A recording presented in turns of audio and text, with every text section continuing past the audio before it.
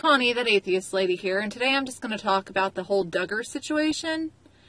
A lot of people are saying that Josh Duggar has come to Jesus, and because Jesus has forgiven him, everybody just kind of needs to leave him alone and move on from it.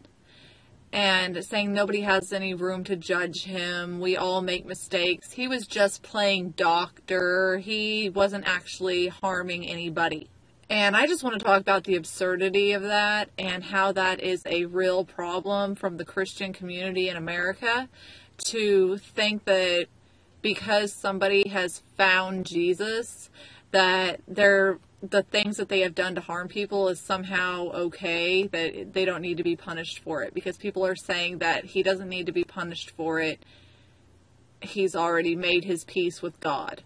Josh was sent off to a summer camp where he did some construction work for a summer, and that was, his supposed punishment that made him realize how wrong he was and turned his life around and brought him to the Lord. Was he went and built some houses. And for the girls, they got counseling via a one-page worksheet. This worksheet tells them that there are 3 parts to their being: their spirit, their soul, and their body. The spirit is the most important, and the body is the least important.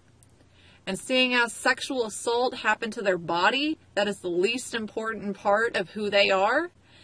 And that means that, their body is the least important part of who they are. So they need to worry about keeping their spirit and their soul pure so that they can go to heaven someday.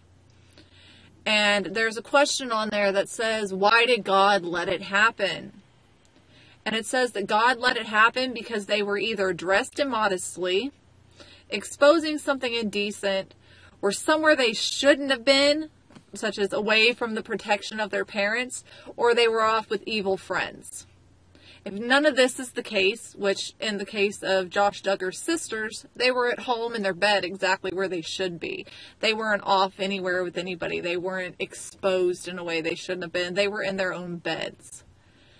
So this on the worksheet is outlined as the victim was not at fault. And so the worksheet then goes on to explain to them that God has made this happen so they can gain spiritual strength. Says their spirit will become mighty with gifts through this trial that God has put them through. That God has done this to them because God loves them. He wants to give them gifts. And these gifts are greater faith, genuine love, wisdom and understanding, creativity, and the most absurd one out of all of them, inner peace. God gives them inner peace by making their brother fondle them in their sleep. What the fuck kind of sense does that make?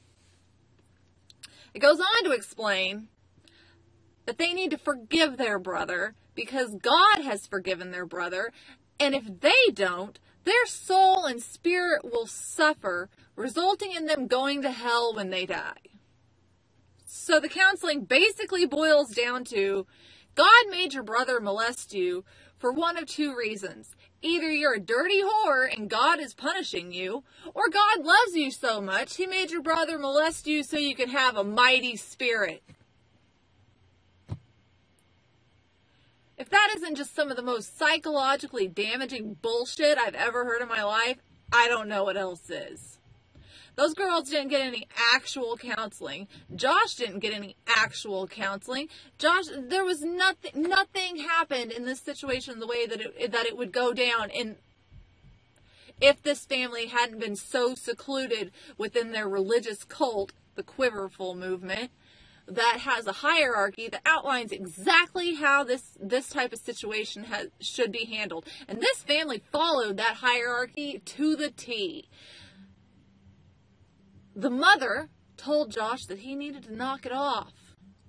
And then the father told Josh that he needed to knock it off. And then they went to the church elders. And the church elders sent him off to build houses for a summer. And explained to him that, he shouldn't be touching his sisters. And then when none of that worked, they went to a police officer and told the police officer about it, which the police officer just gave him a firm talking to and then let the report sit on his desk and nothing happened for a while, which of course he was Jim Bob's friend.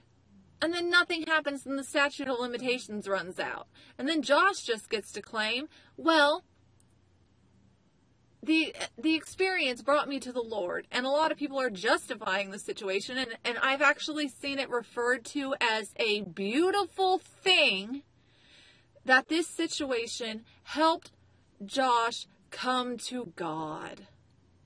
And as Ray Comfort puts it, it was the before Christ Josh Duggar that molested his sisters. And seeing as it was the before Christ Josh Duggar that did these things to his sisters, God has now forgiven him because he gave his sins to the Lord. And therefore, everybody should just leave this poor family alone and stop tearing apart their character.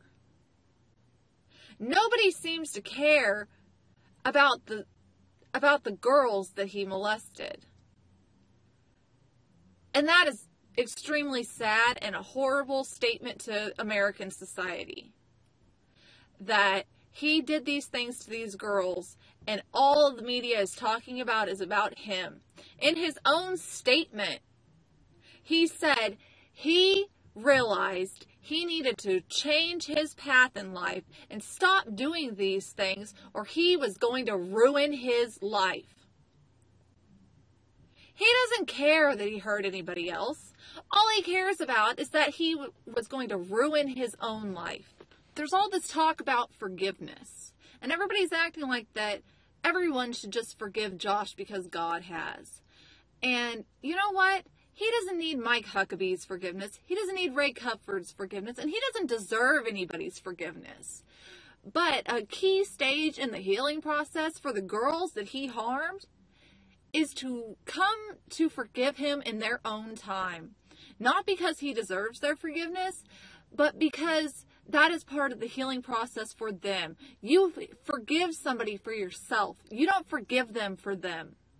And the fact that he even openly says that the only reason that he stopped doing what he was doing to those girls was because he cares about himself just shows exactly why nobody should forgive him and exactly why he doesn't deserve anyone's forgiveness.